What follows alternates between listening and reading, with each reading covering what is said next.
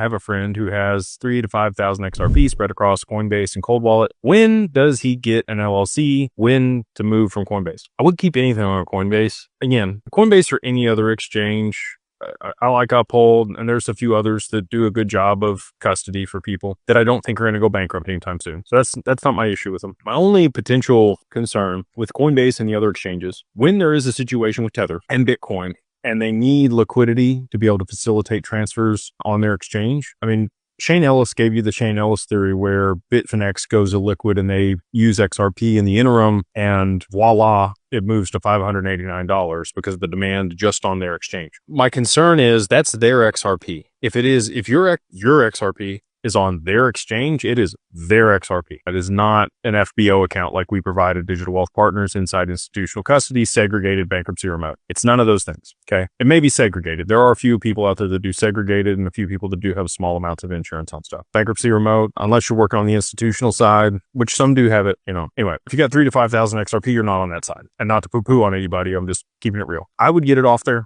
get it on your cold wallet, just so that you don't have any counterparty risk.